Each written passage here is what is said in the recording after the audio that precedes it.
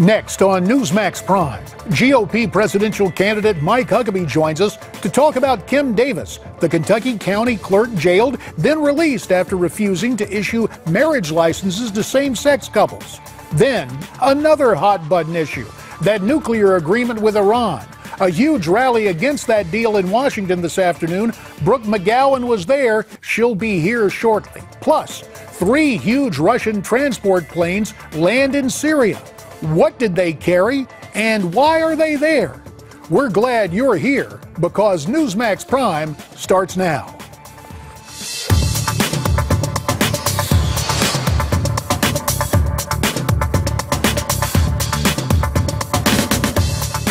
Good evening. Welcome to the Wednesday night edition of Newsmax Prime. I'm J.D. Hayworth. 2 stories of prime interest tonight. First, the Capitol Hill rally against the Iran deal. Earlier today, presidential candidates Donald Trump and Ted Cruz joined forces in D.C. with several high-profile conservatives to speak out against this proposed nuclear agreement with Iran. More on that a little later. Right now, the assault on religious liberty. Kentucky County Clerk Kim Davis enjoys her first full day of freedom. Of course, she was released from jail yesterday after refusing to grant same-sex marriage licenses. Ms. Davis took today off from work, but one of those championing her cause, Republican presidential candidate Mike Huckabee, took to the airwaves earlier to explain what he believes is at stake in this dispute.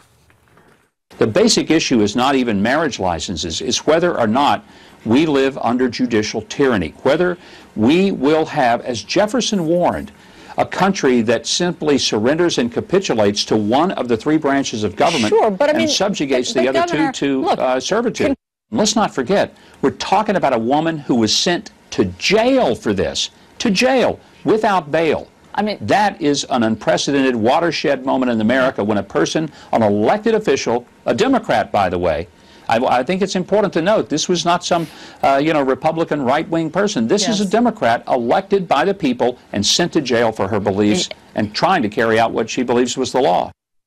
I'm joined on the anchor desk by Miranda Kahn, and for more on the story, we in turn are joined via telephone by Governor Mike Huckabee, coming to us from Abilene, Texas. Mike, it's great to have you here on Newsmax Prime. We heard you talk about this, a watershed moment. Tell us about your reaction after attending that rally yesterday and introducing Kim Davis to the waiting crowd. I think I'm still bewildered that a judge would actually put an elected county clerk in jail for following the only law that she had in front of her, which was the Kentucky Constitution that said that marriage was between a man and a woman, voted by 75% of the people. The judge based it on going ahead and implementing a Supreme Court decision that had not been ratified in any way or specified either by Kentucky or by the U.S. Congress. So what we have is legislation by the judicial branch, which the Constitution prohibits. And I think that we've come to a place in America where people just routinely, and especially the elites, J.D., I mean, everyone I talk to on television act incredulous that how dare I think that we'd have to not just immediately implement a Supreme Court decision because they burped one out, even though there's not one shred, not one article, not one section, not one statute of the federal code or the state code in Kentucky that would require them to have same-sex marriage. Mike, I want to ask you, Franklin Graham has criticized Donald Trump for not standing with Kim Davis, for claiming she is breaking the law of the land. Do you agree with Reverend Graham? Is Mr. Trump wrong in this issue? Well, I think if you'll look across the 17 Republican candidates, most of them say that she either ought to resign, most all of them say that she's wrong and we ought to just surrender to the courts.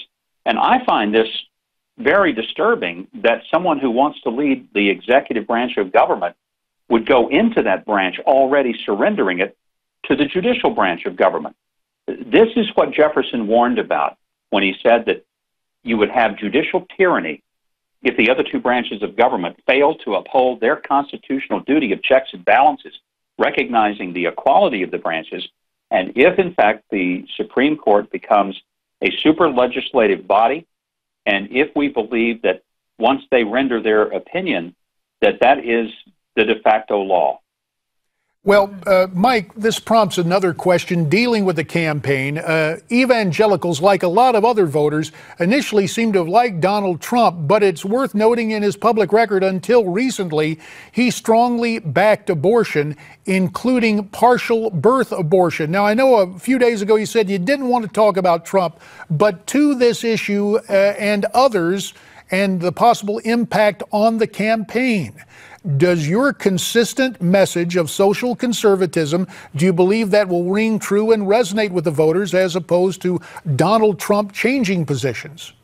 Well, I'm not going to comment on Donald Trump, but I will tell you this. If voters don't care about a person's positions or the consistency thereof, then I don't believe those voters are sincere in saying that this is an issue that matters to them.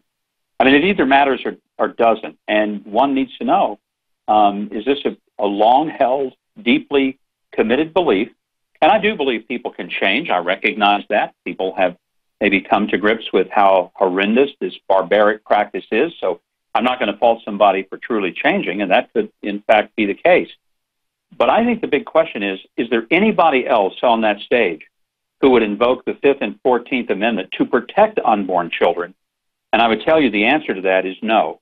I've taken that stand, and I believe that that is the bold stand we need to take, not just to defund Planned Parenthood, but to recognize the personhood of unborn children.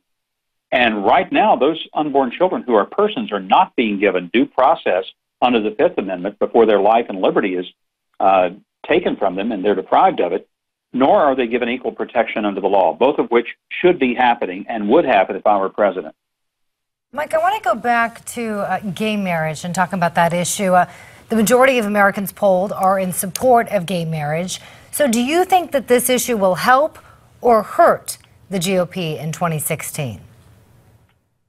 I think what will hurt the GOP is if they surrender not only their long-held principles and platform, but they also surrender any semblance of moral consistency when it comes to the issue of marriage.